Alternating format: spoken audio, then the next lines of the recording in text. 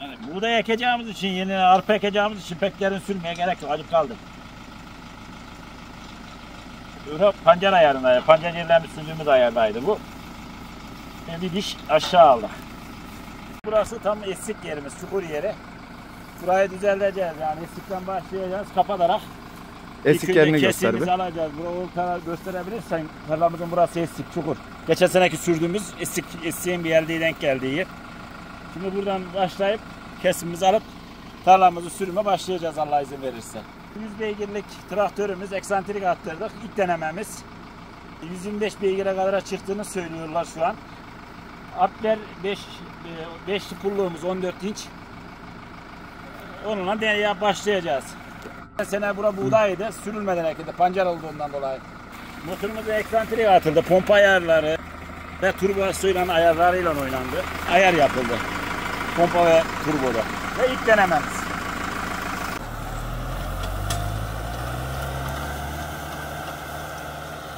Arkadaşlar bir önceki sene burası pancar tarlasıydı. Şeker pancarı ekiliydi. Buraya rotil vurarak sürmeden ekim yaptık. Buğdayımızı ektik. Ondan sonra bu yıl biraz sürüm o yüzden zor oluyor. Geçen sene sürülmediğinden, çamur tarlaya girdiğimizden dolayı mimzerle direkt üstüne ekim yaptık. Bu sene de geçen sene geçtikten başlayarak, bir önceki yılın geçtiğinden, çukurundan başlayarak ham toprak kalmayacak şekilde önce kanalı açıyoruz. Sonra üstünü geriye kapatıyoruz. Ham toprak bırakmasın ve yükseğimiz küçük olsun diye. Seneye geriye buraya arpa ekmeyi düşünüyoruz. Arpa veya buğday. Burası 30 dönüm. Bu sene güzel verim aldık çok şükür.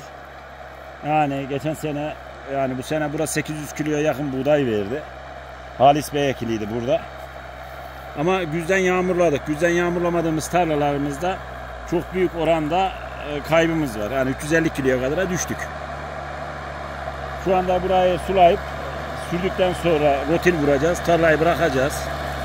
Ondan sonra ekime kadar bir şey yapmayacağız. Ekip üstüne yağmurlamamızı serip yağmurlayıp buğdayımızı dışarıya çıkaracağız. Çilenmesini yapacağız.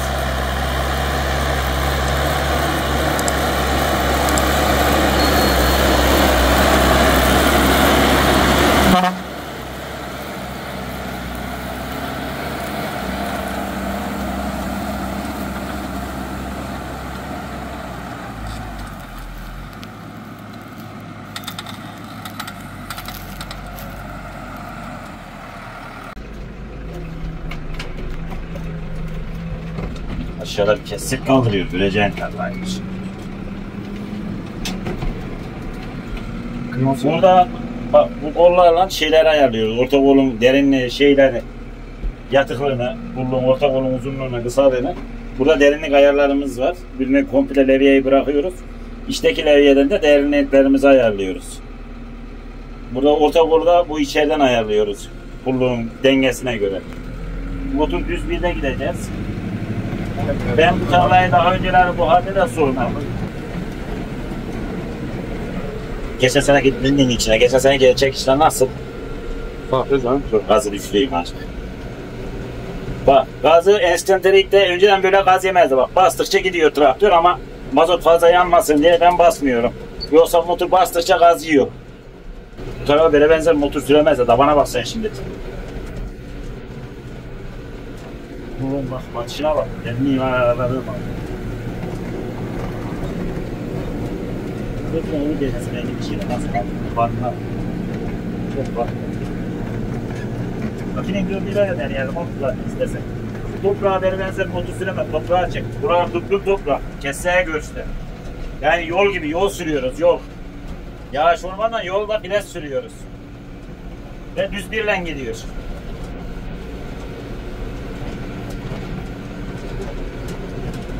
Ya burada da bu kadar vermeye korkuyor.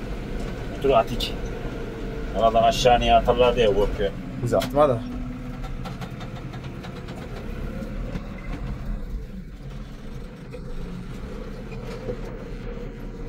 Öyle ya. Vallahi bir de 2'nin 4'üyle denemeye düşeceğiz. Çekmez çekmeye de. 2'nin 4'üne deneyeceğim. Ama tarlamız çok sert. Şu anda yani en zor tarlalarımızdan biri. Yapıldak da var içinde ve yol gibi, keseklere bakarsanız yol sürüyoruz sanki.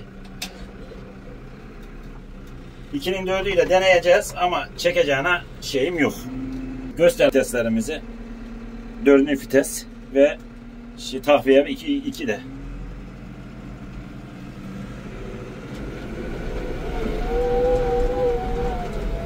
Yazık çok seri Selvi abi. Gidiyor Abdullah gene de 2'nin 4'ü ile de. 2'nin 4'ü ile de gidiyor yani. Ama buğunuk gidiyor. Tabi yazık şekilde motor sürüm yapılmaz. Aynı derinliğimiz. Ama yazık. Kıyamadım bu traktöre. Bu şekilde sürüm yapılmaz. Ama az bir yumuşak olsa traktörümüz yani 2'nin 4'ü ile de gider. Bu traktör bu tarlaları daha 2'nin 3'ünü geçmemişti. Hep 2'nin 3'ünden sürüyordum. 2'nin 2'siyle sürüyordum. Ama eksantrik atınca yani çok değişti. Eksantrik attığımız usta da Emre Çelik Kanat arkadaşıma da teşekkür ederim burada. Hani gerçekten adam işinin piri olmuş. Ve masraflarımı hepsinde geriye iade edeceğini söyledi. Eğer değişik ama bu alanı beklemiyorum gerçekten. Traktörün yani bu alana adil çevik olacağını tahmin etmiyorum. Tarlamız çok kuru şu an. Yani hiçbir şey yok, tarla kupkuru. Kesseklerimizden belli zaten. Daştan şey kıymetli. Adamı vursan öldürür. Yani yol gibi. Gel şunları çek. Aynı bir yolu sürersin ya. Kış hiçbir şey yok. Yol sürüyoruz sanki. Yani belli. Tabandan da belli. Buradan da bakabilirsin. Kesseklerin büyüklüğüne. Yani çok zor aslında. Yağış yok. Bir tane sadece Nisan ayında ve Mayıs ayında 2 sefer yağmurlamayla kalan bu toprağın hali. Daha bir damla yağmur görmemiş toprak burası. Yani Nisan ayında 15'inde bir yağmurladık. Mayıs'ın ilk haftası gibi de bir yağmurladık burayı. Ondan sonra daha bu toprak su görmedi. Yağış görmedi. Hiç yağış almadığımız bir bölgemiz burası. Daha önceleri tarlalarımızı ben 2021 model bu traktörümüz. Saati şu anda 3000 saate yaklaştı. 2800 saatte filan. Daha önce böyle tarlaları 2'nin 2'siyle dediğimiz yani 5 süratte filan sürüyorduk. 2'nin 2'si. Yani çok şey olsa 2'nin 3'ü ama bu tarlayı 2'nin 2'siyle anca sürer. Buna ustamız çok iddialı konuştu ve eksantrik atmamızı önerdi. Attırdık. Gerçekten dediğinden daha fazlasını gördük. 2'nin 4'ü ile gidiyor şu anda. Başta denedik. Ama tabii traktör çok boğuluk olduğu için yani yazık. Ama şu anda düz bir ile çok rahat ve sakin bir şekilde tarla sürümü yapabiliyor.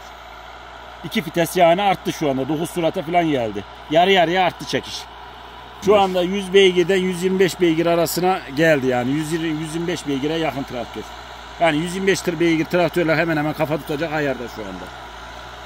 Eksantrik mili değişti. Turbo ve pompa ayarları yapıldı. Bu kadar yani, fazla da bir şey değil. Yani maliyetini gerçekten çok fazlasıyla inan çıkaracak durumda şu an. Yakıtı? Yakıtı da ilk denememiz, ilk sürümümüz. Ama tabii traktör zorlamadığı için yakmaz. Önceden 1,5 litre, yumuşaklığına göre 1 litre. Sert olursa 2'ye düşecek olursa da 2 litre, 2,5 litreye kadar çıkıyor. 1 litre ile 2,5 litre arasında sürüm yapıyor.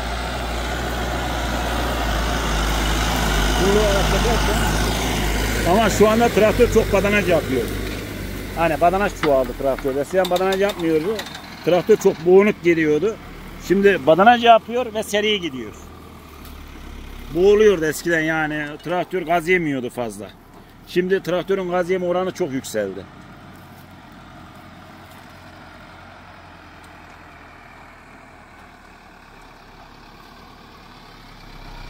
Ve emin ol bu orası 30 dakika.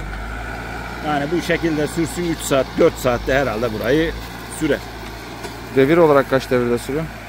Vallahi devir olarak traktör eskiden normalde 16-17 devri zor görüyoruz. Şimdi bastın 24-23-24 devre kadar çıkıyor da biz basmıyoruz. Şu anda 15-16 devir arasında kullanıyoruz. Hız? Çünkü yakıt şu anda 8-8,5 sürat 9 o arada gidiyor. Yani bastıkça yakıt çoğaldığı için gerek yok. Traktör badanaj yapıyor. Yani çok bastıkça. Pulluğumuz Apler pulluk. Aydın yapısı 14 numara. 14 inç 5'li pulluk. Ondan sonra bizim genelde kullandığımız pulluğumuz bu. Ya, ekin yapacağımız için pancar tarlasına göre bir delik daha aşağıya indirdik. Yani yuha sürüyoruz yani. Derine fazla inmiyoruz. Kesik çok kalktığı için. Ama derinlikte fena değil yine de. Şöyle göstererek olursa. Yani bir 30-35 santim. Den fazla. Sürüm yöntemimiz kanal açma yöntemi. Önce açıyoruz. Sağlı sollu tam öteki gittiğimiz izin tam arka pulluğun denk geldiği yere diğer arka pulluğu denk getiriyoruz. Ki öbür sefere kapattığımız zaman ham toprak ve istik fazla kalmasın. Ya veya yükseğimiz çok yüksek olmasın. Sularken orada su kalmasın. Yani suyu tam dengeli taşıyabilelim. Tarlayı bozmadan. Yani maksatımız o. Bazı arkadaşlar iddia ediyorlar. Herkesin bir bildiği vardır tabi. Herkese saygı duyuyoruz. Bizim yöntemimiz de bu şekil. Herkesi başka şekilde de sürüyorlar. Gerek yok diyen arkadaşlar da var. Ama biz bu yöntemle altında hem ham toprak bırakmamış oluyoruz. Sürülmemiş toprak kalmıyor. Hem yükseğimiz küçük oluyor. Yastıklamamız eskiye süreriz genelde. Eğer kanal varsa başında sulama kanalımız varsa orada çukur olur. Yastığımızı çukura. Ama şimdi geçen sene bu tarafa sürüldüğü için bu taraf yüksek. Yani hep estikten sürülür pulluklar. Ki estik yükseğe çeksin traktör. Mesela burası çukur. Mecbur bu tarafa devireceğiz bu sene. Burası yüksek belli zaten.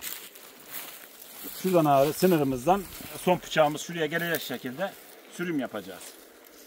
Mısırımız da arpa üzerine ekildi. İkinci ekim.